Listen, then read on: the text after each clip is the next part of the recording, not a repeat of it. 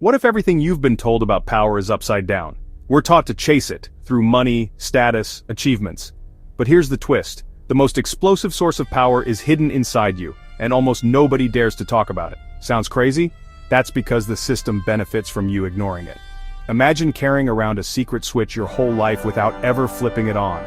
This forbidden point isn't in a textbook, yet it has the potential to shift the way you think, feel, and even shape your reality. The catch? Most people walk right past it, convinced it's nothing but fantasy. That's exactly why they stay stuck. In the next few minutes, I'll show you how science, personal experience, and age-old wisdom all point to the same shocking truth. You don't get power by grabbing more from the outside. You unlock it by activating what's already inside. And once you see it, you can't unsee it. The only question is, are you ready to find out what happens when you flip that switch? Most people have heard about the double slit experiment, but very few actually stop to digest what it really means. Picture yourself tossing tiny marbles at a wall with two openings. If no one's watching, they behave like waves, creating an odd interference pattern. But the moment an observer steps in, the marbles suddenly decide to act like solid particles. Crazy, right? Yet this isn't science fiction. It's physics showing us that the simple act of watching changes the outcome. Here's where it gets interesting. This isn't just some obscure lab result. Think about everyday moments, like when you start obsessing over a certain car model and suddenly you see it everywhere. Your focus literally reshapes what stands out in your reality. The double-slit experiment simply reveals, on a microscopic scale, what we already sense. Attention isn't neutral. It has weight, direction, and power to mold experience. Back in the 1980s, Alain Aspect's experiments confirmed another wild truth. Entanglement is real. Two particles remain invisibly connected, reacting instantly even when miles apart. Imagine rolling two identical dice on opposite sides of the world and somehow one roll influences the other. That's the level of connection we're dealing with. And if particles respond like this, isn't it fair to wonder how our choices, our emotions, and even our subconscious might be playing a bigger role than we think? Here's a fact most people don't know. Your heart actually generates the strongest electromagnetic field in your entire body, way stronger than your brain. That means every beat is like a broadcast, sending signals out into the space around you.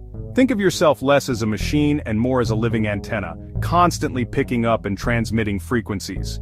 This isn't mystical, it's biology meeting physics in the most personal way. Now let's put it in plain life terms. Ever thought of someone out of the blue and suddenly they call or text you? Sure, skeptics label it coincidence, but deep down we know it happens too often to brush off. Your subconscious acts like a radio tuner, aligning to certain frequencies and pulling in experiences that match. If you've ever switched between AM and FM, you get the analogy. What you tune into decides what you hear. And here's the kicker, you don't have to be a scientist to test this. Start noticing the link between your emotional state and what unfolds around you. When you walk into a room with a genuine smile, people light up. When you're weighed down, the atmosphere shifts. Your body isn't just reacting to the world, it's shaping it. And if that's true, what happens when we locate that hidden sweet spot that takes this antenna effect to an entirely new level? Some traditions talk about centers of energy in the body, but let's strip the labels and go straight to the experience. There's a spot between your heart and your solar plexus that feels like a hidden switch. When this point is blocked, people describe feeling drained, stuck, like life is pushing back. But when it's open, it's as if the world suddenly becomes responsive. Conversations flow, opportunities line up, intuition sharpens. It's less woo-woo, and more like flipping on a Wi-Fi router you didn't know you had. Think about those rare moments when you just knew something before it happened. Maybe you avoided a road and later found out there'd been an accident. Or you met someone and instantly felt they'd become important in your life. That's the kind of clarity people describe when this energy point gets unlocked. It's not luck, it's alignment. Like a musician finally hitting the right note after fumbling through static. I've felt it myself. There was a day when my gut told me to take a completely different path home, no logical reason. Minutes later, I learned that the usual route had been blocked by a massive accident. That wasn't random, it was a moment of connection I couldn't explain, yet couldn't ignore. And the more I paid attention, the more often those nudges showed up. Which makes you wonder, if this point is real, what happens when life itself decides to test whether you're ready to use it? Here's the part nobody likes to hear. The moment you raise your inner state, life almost always throws a curveball. You decide to feel abundant, and suddenly an unexpected bill shows up. You commit to patience, and instantly someone cuts you off in traffic. It's like the universe is checking, are you really serious about this shift, or are you just pretending? Those tests aren't punishments, they're checkpoints before leveling up. Think of it like playing a video game. Just when you're about to move up a stage, the final boss shows up, louder, tougher, and more intimidating than before. If you quit right there, you never see the next level, but if you hold your ground, you realize the boss was only the doorway. Life works the same way. Challenges often show up right before the breakthrough. That's not coincidence, that's design. I remember when I made a conscious choice to stop living in scarcity and adopt gratitude. The very next week, my car broke down out of nowhere, costing money I didn't have. Old me would have panicked. Instead, I breathed, stayed in gratitude, and within days, I landed a freelance gig that covered the expense and more. That test was brutal, but it proved the point. If you can hold your energy steady under fire, you win. And what comes after those tests? Something even more powerful, learning how to feel it before you see it. Here's the real difference between just thinking and actually creating. Your mind can imagine a scenario, but if your body doesn't feel it, you're only halfway there. Anxiety, for example, is thinking about something without embodying the state you want. Gratitude, on the other hand, is the cheat code, feeling the joy of receiving before anything even shows up. It's like pre-ordering reality, and the delivery truck arrives faster when you already carry the signature of what you desire. There are 3 simple but powerful steps to practice this. First, observe and replace the thought that drags you down. Instead of, "I'll never make it," try, "I'm learning how to figure this out." Second, step into the emotional state as if the outcome is already here. Want confidence? Stand tall, breathe deeper, and notice the shift. Third, act like it's real. If you dream of being healthier, buy groceries that reflect that future, not snacks that betray it. Tiny actions amplify the vibration. I once tested this when I was desperate for a new opportunity. Instead of repeating, "I need a job," I wrote in a notebook daily, "I'm grateful for the amazing project I get to work on." At first it felt silly, but within 2 weeks, an old contact called with an offer that fit perfectly. Coincidence? Maybe. But ask yourself, why does life bend more often for those who already feel like they belong where they're headed?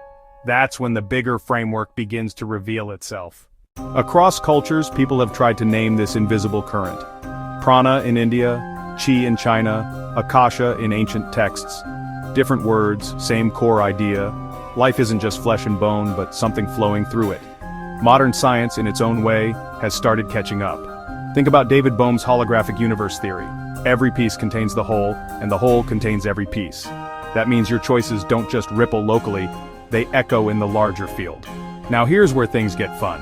Have you ever had a random coincidence that was so precise, it felt scripted?